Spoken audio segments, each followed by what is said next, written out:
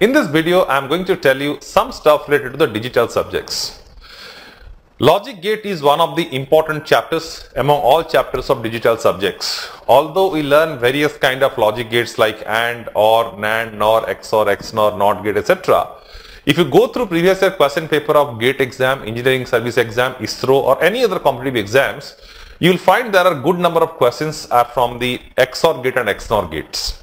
So among all the logic gates, mostly the question is to come from the XOR and XNOR gates. And here I am going to tell you all detail regarding XOR and XNOR gates. Actually, if you do the detailed analysis of XOR XNOR gates, you will understand there exist so many beautiful properties and observations through which the questions which are looking to be very lengthy, so those can be attempted very easily and quickly, right? So let's get started. That is XOR and XNOR gates. So first I am discussing XOR gates and later on we will see the XNOR gates. And I am very sure if you see all the video what will make for XOR XNOR gates, in upcoming exam if you are getting any question from these segments, you are never going to miss it. So take down. So actually this XOR gate is exclusive OR gate. Okay. So we are writing this shortly as XOR gate. We are also writing this is something like XOR gate. The meaning is same. And what is the logic symbol of the XOR gates? So the logic symbol of XOR gate is something like this. If I have n number of inputs,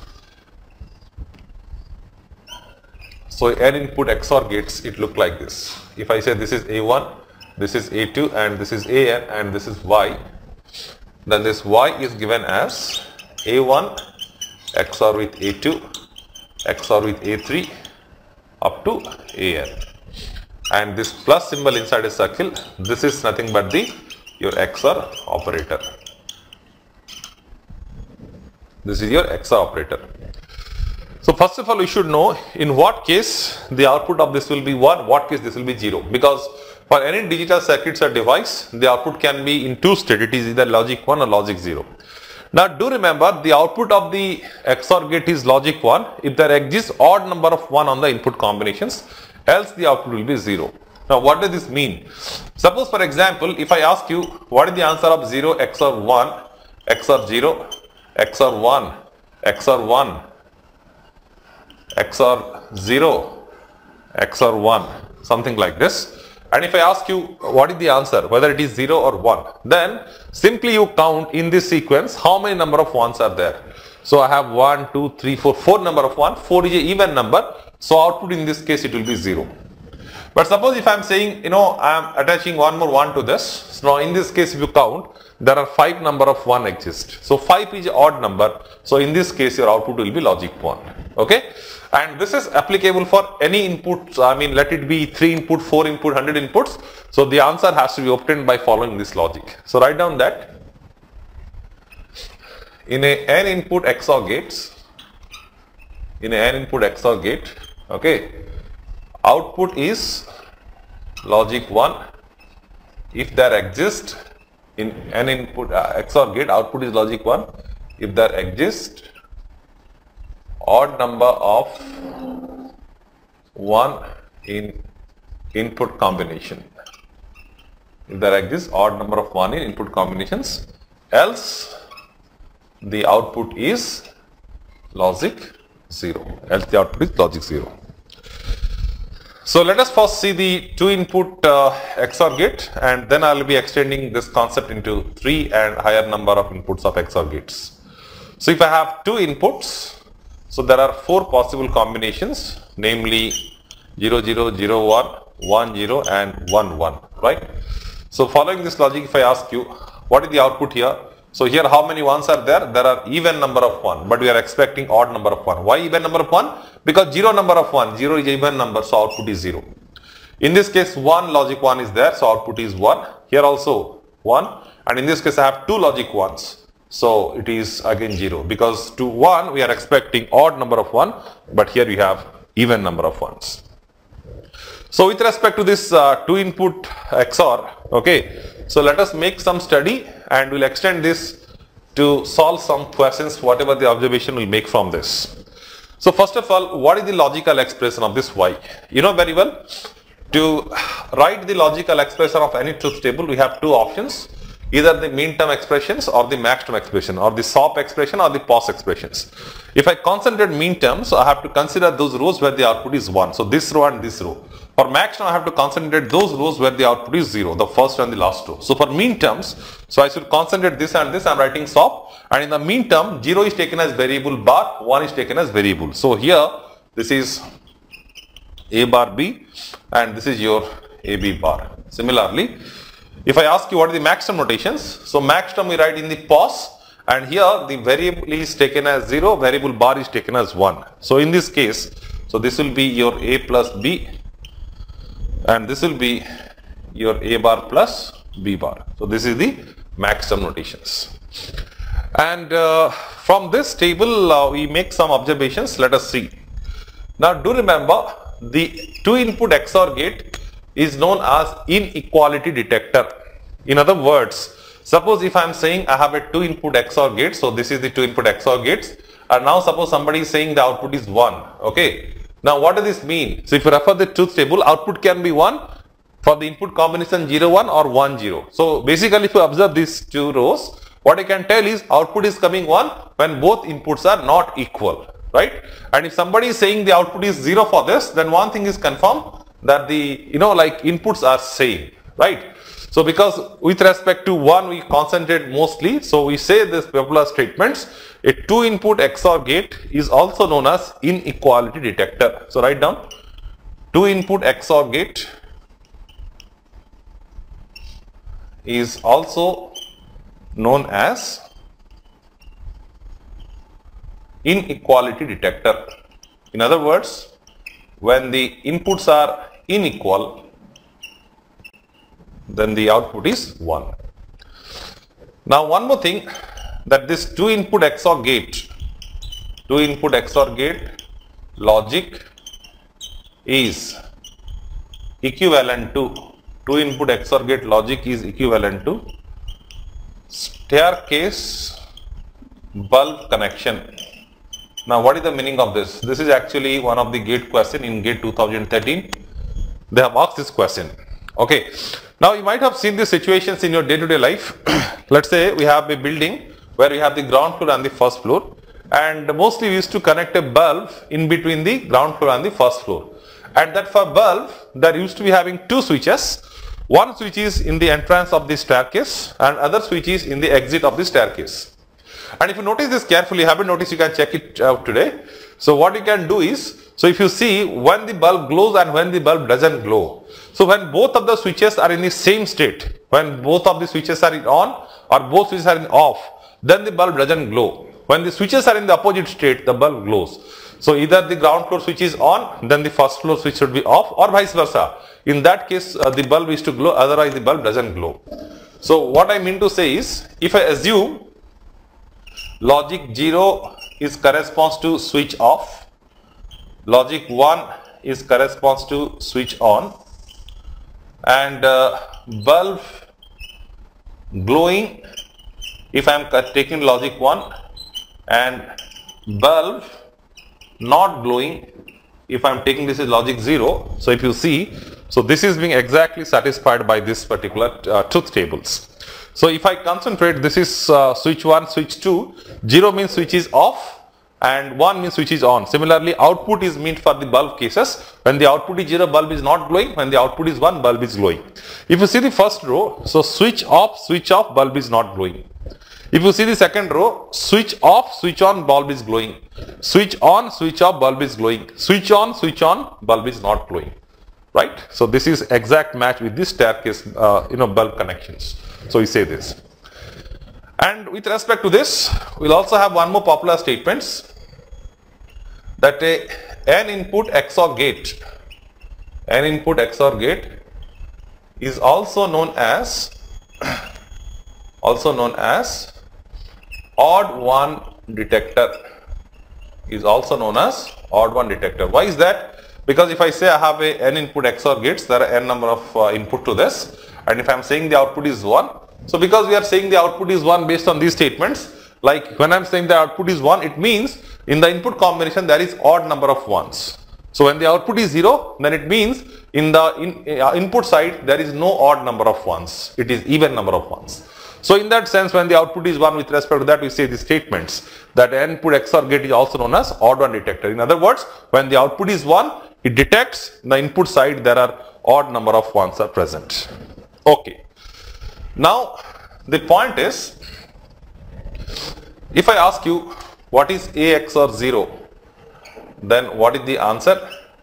What is A XOR 1? What is the answer?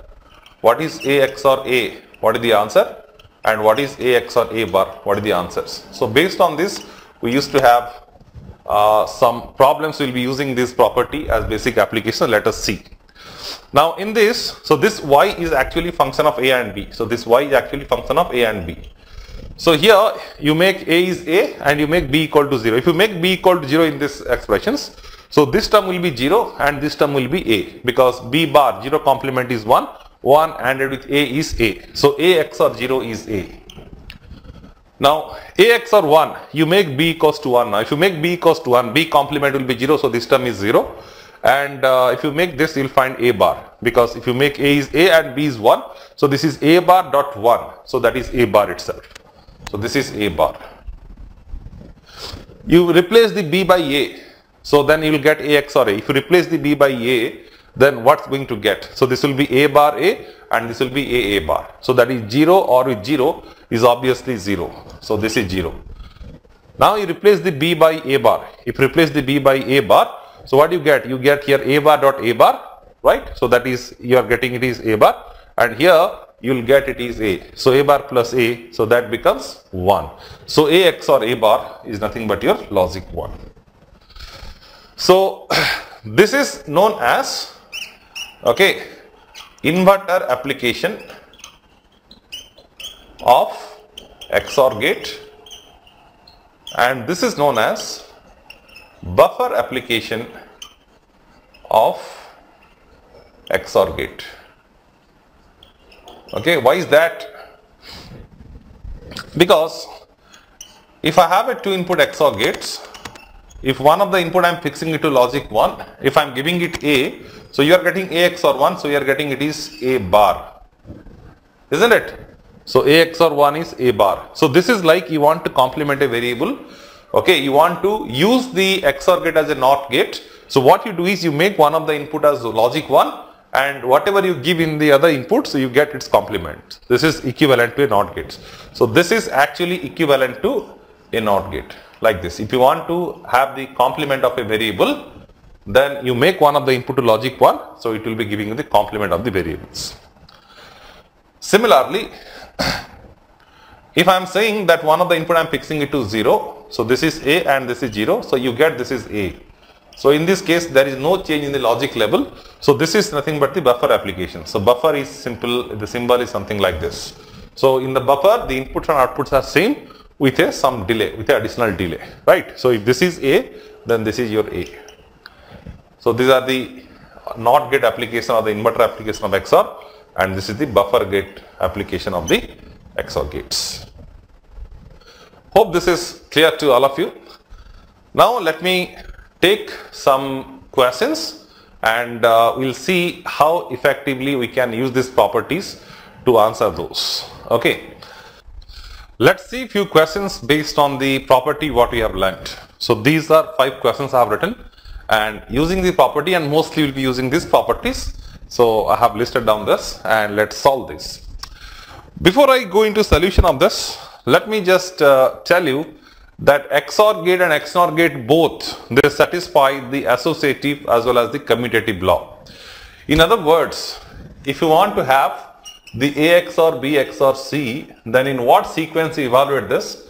Like either first A XOR B, then the resultant with C, or first you evaluate B XOR C, or then the resultant with A.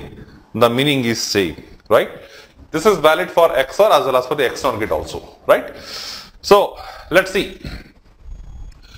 In this case, I want to find A XOR AB bar XOR A bar. So in the normal way, if somebody want to solve it, so you may solve it by expanding this. What I can do is, I can just interchange the position of these two, because it also satisfies the commutative property. In other words, whether A XOR B and B XOR A, they're same or not? They're obviously same, right? So it is also satisfying the commutative property. So what I can do is, so I can do like this. So this is A XOR with, this is A XOR with AB bar XOR with A bar. Okay. So now, so with repeated practice, you can eliminate these steps. But as a beginner, if you want to solve it, so it will be something like this. So I have used the commutative property in this. So A B bar XOR A bar is equivalent to A bar XOR AB bar. Now I can evaluate this again with the application of associative property, because no matter what way I'll evaluate this. Then we have already seen A XOR A bar is 1. So this I am writing it is 1 and this is 1 XOR AB bar. And you know, like 1 XOR with A is A bar or A XOR with 1 is A bar. So if you are doing 1 XOR with something, you get complement of it. If you are doing 1 XOR with something, you get complement of this. So with respect to this, I can say this is equivalent to your AB bar pole complements by De Morgan's law. So this will be equivalent to A bar plus B. So what is the answer of this? So the answer of this is your A bar plus B. This is the answer. And for this, what is the answer if I ask you? Then what do you get? So here I can write this as A. So here I can put a bracket and I can use the commutative law. So in that case it will be A XOR with A XOR with B XOR with B bar. Just I have interchanged the position of these two. A here, B here. Now I can evaluate this, first this and the resultant I can do. So A XOR A is 0. A XOR A is 0 and 0 XOR with, what is B XOR B bar? So variable XOR with its complement is 1. So 0 XOR 1 is 1. So even if we have here 3 XOR operators, so still we are able to reach the answer just in 1 or 2 steps. Now the next question is, if A XOR B equals to C, then what is the answer of A XOR B XOR with C? So A XOR with B XOR C is equivalent to A XOR with B and resultant with C. And we have already given that A XOR B equals to C. If I substitute here C, then you get C XOR C and a variable XOR with itself is 0. So C XOR C is 0. So the answer of this question is 0 and the answer of this question is 1. Now what is the answer of this question? This is actually one of the previous year CS computer science questions. Let's answer this. So I am just replacing this bracket terms by the corresponding answer. What is 1 XOR P? So 1 XOR with something is variable complements. So you get P bar and XOR with P XOR with Q. This is square bracket. Again P XOR Q. And what is the answer of this Q XOR 0? So a variable XOR with 0 is the variable itself. So Q XOR 0 is Q only. Let me put bracket here. Let me put bracket here. So if we evaluate this, P bar XOR P is how much? 1. Based on this property, this is 1. So this is 1 XOR your Q and this is XOR with, so this is P XOR with 0, because Q XOR with Q based on this property, variable XOR itself is 0. So you get 0. So what is 1 XOR with Q bar? 1 XOR with Q bar is Q bar itself. And what is P XOR with 0? So P XOR with 0 is P itself. Based on this property, it is P. So the overall answer is P XOR with Q bar. So see, just by knowing this property, how easy it is to answer such kind of complicated expressions. And then let's see the fifth question. This is also one of the previous year GATE electronics questions. And the question is, so we have to find what is the output Y here. So there are 20 number of gates, gate number 1, gate number 2, 3, up to this there are 20 gates. One of the input to XOR gate is fixed to X. Then what is the output of this 20th gate? So output of the first gate, if you see, so 1 XOR with X. So 1 XOR with X, it will be X bar. For the second gate, the inputs are X bar and X. So what is the answer of X bar and X? So X XOR with X bar, that is definitely equals to 1. So this is the output of the second gate. For the third gate, the input is 1 with X. So it will be X bar.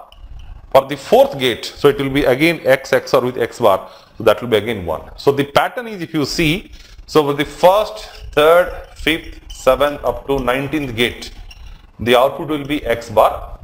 For the second, fourth, sixth up to 20th gate, the output will be definitely logic 1. Because that's the pattern is happening. Because for one XOR gate, the input is 1 and X. For the other one, it is coming X, X bar, and this pattern is being repeated. So if you see 1, 3, 5, 7, the output will be X bar. In the odd index gate, the output will be X bar. In the even index gate like 2, 4, 6, 8, etc., the output is coming as 0. Along with this, one more property I'd like to attach with this, which will be definitely helpful for you to solve some good questions. That is, X XOR with X bar Y is equals to X plus Y. And one more property is AB XOR with BC is equivalent to B ANDed with A XOR C. And I'll take some questions. You'll understand how easy those questions to solve if you know these particular properties. So this is AB XOR with BC. You can think of like B is a common, and this is equivalent to B ANDed with A XOR C. Some of you might be feeling like, yeah, what's the great thing on this, because you can take B as common. This is not the normal algebra you are doing. This is Boolean algebra. If you are writing any expression, it has to be justified with respect to its corresponding logic only. So let me quickly show you how this is actually happening. So keeping in mind, A XOR B is given by A bar B plus AB bar. So in that logic, if I ask you what is X XOR X bar Y, okay, so this will be equivalent to A bar B. So complement of the first variable, X bar ANDed with X bar Y plus AB bar. So A is X and ANDed with B bar, that is X bar Y complements. So this is X bar is X bar Y, and then you have X, and this is by De Morgan's law, it is X plus Y bar. So this is equivalent to X bar Y plus XY bar. So this is X bar Y. If you take X common, this is 1 plus Y bar. So this is equivalent to X bar Y plus this is X, because 1 or with anything is 1 itself. So X plus X bar Y is equivalent to X plus X bar ANDed with X plus Y. So X plus X bar is 1 and this is X plus Y. So the overall answer what you are getting is X plus Y. So you must have seen this property, like X or with X bar Y is X plus Y. You can also attach, like if you are replacing the OR operator by XOR operator, still the result remains same. X XOR with X bar Y is equals to X plus Y, and this is corresponding proof. Now coming to this AB XOR BC, how you can take that B common. If you expand this, again you will be coming to same conclusions very easily. So if you say this, AB XOR with BC, so what will you get? So A bar B, so complement of first variable, A bar B plus AB bar, that is AB multiplied by BC whole complements. Okay, if you expand it, what you get? You get here, it is A bar plus B bar, and this is BC. Similarly, you get here AB, and this is your B bar plus C bar. If you expand it furthermore, you get here it is A bar B C, and next if you do AND of B bar with BC, B bar B itself is 0, so I will get 0 for this. Similarly for AB B bar, I get 0, and then I get my AB C bar. So 0 0 is 0 anyway, and from the first and last terms I can take B as common. If I take B as common, then what I'll get is, I'm getting this A bar C and this is AC bar, and this is obviously equivalent to B ANDed with A XOR C. So that is what I have written. So these are also two beautiful properties, right? Have patience. I'll be solving some questions by correlating this property. The way I have solved a couple of questions by using those 4 properties, I'll be solving some good questions by using these properties. In the upcoming videos, I'll tell you some details regarding the 3 input XOR gates, and then I'll be going into the XNOR gates, and together we'll solve the questions where XOR XNOR gate, both things will be used. Hope this video is useful to you, and how to use the property efficiently. I believe you have learned something. Thank you.